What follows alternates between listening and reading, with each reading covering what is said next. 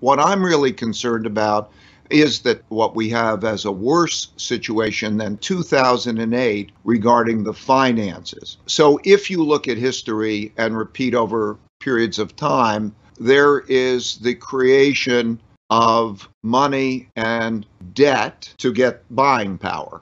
But that is being produced by central banks that print that money because they can't finance the debt any other way. And that particular dynamic and the extension of it, which is repeated out in time, that is the big concern. So there's a lot of money sloshing around, but if you think about it, the wave of financial assets, and we taught bonds and debt as alike, is believed to be, it gives buying power, but it's also believed to be that one could sell one's bonds and assets and buy goods and services with that, but the amount that exists out there that are claims is far greater than would be allowed to happen. So there's a financial situation which is deeply of concern to me, and to some extent it provides the liquidity for some of these things to happen. But the things that are happening here, other than being reflective of the liquidity, are really just part of this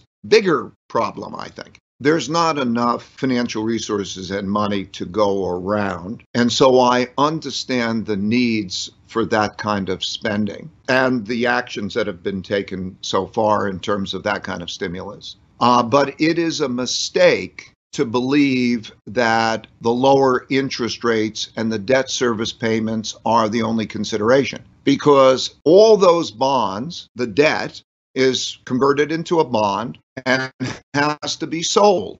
And it has to be sold to buyers who then find it attractive enough to own it. These interest rates are minus 1% in inflation-adjusted terms and about 1%, a little over, in actual terms. And they build a pile of those debts that the bondholders believe they can turn into buying power by selling the bonds and making that purchase. I don't mean to sound technical, but what I mean is that when you have a lot of claims of assets, they're not providing a good return, and you have the world own too many of them, it's not probably going to be able to be bought by those.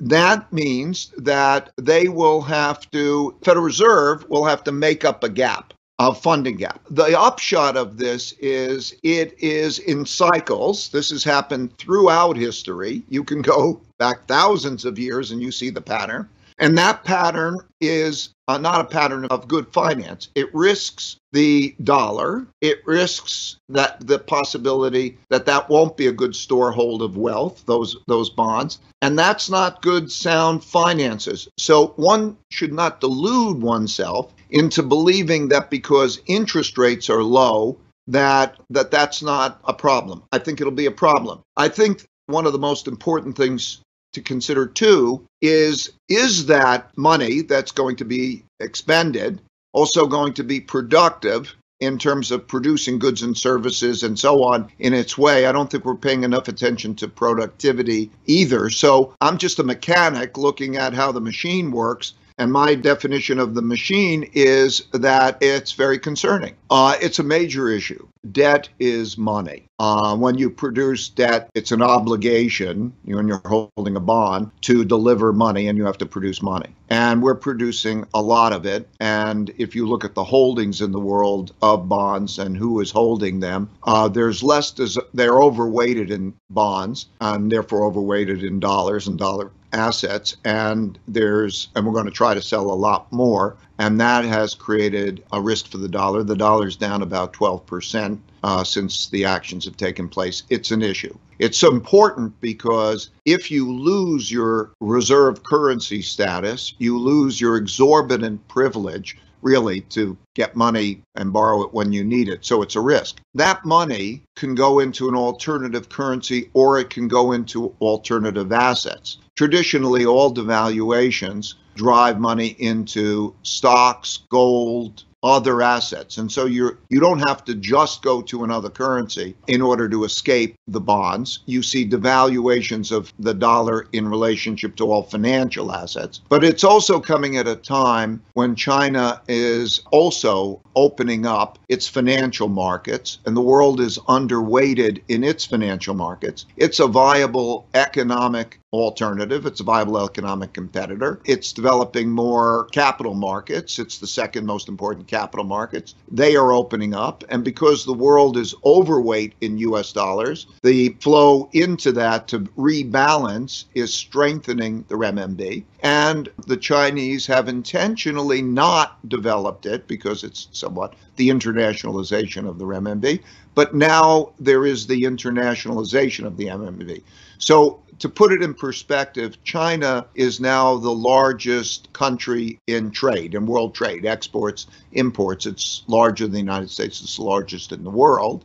And yet virtually none of its transactions are done in its currency, about 2%.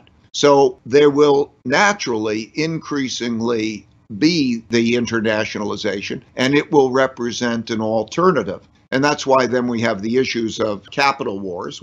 Traditionally, this has happened through cycles. The Dutch and the Dutch guilder, the British and the British pound, the American cycle, and now the Chinese. And as a result of that, we're going to see more of that kind of movement. I think sometimes we think that if we get a good leader, President of the United States or Treasury Secretary or someone, that they can deal with the issues and bring about good results. There are sometimes circumstances that they find themselves in, which the United States is largely in, which is it spends more than it earns, and it finances it with debt by a lot, and it has to sell those bonds. And there are no easy answers to that.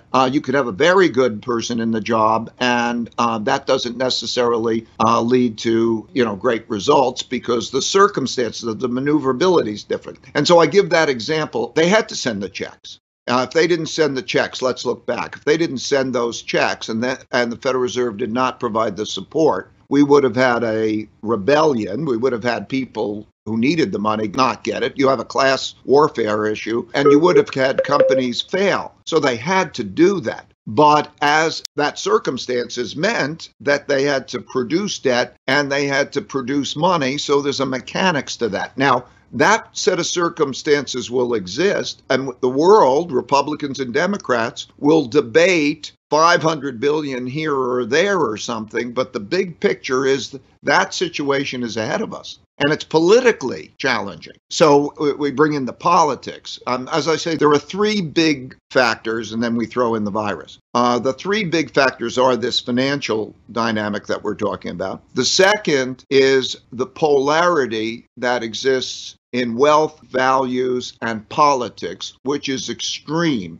The class warfare, the actual willingness and eagerness almost to inflict harm on the other side, and the absence of reasonableness is at its greatest extreme. I looked at statistics and I go back, and you would have to go back to 1900 to find something like this. And then we have the rising of a great power, China, to challenge an existing great power. Those three factors, the financial factor, the wealth gap and political factor, and the rise of a great power, the last time those things happened were in the 1930s. And if you look at history going back over periods of time before that, you could see these patterns in history. Those are the circumstances that we're facing. And so the issue really, I think, is can we face those things in a skillful way and a bipartisan way so that we don't do ourselves even more harm than the circumstances have brought us as a challenge.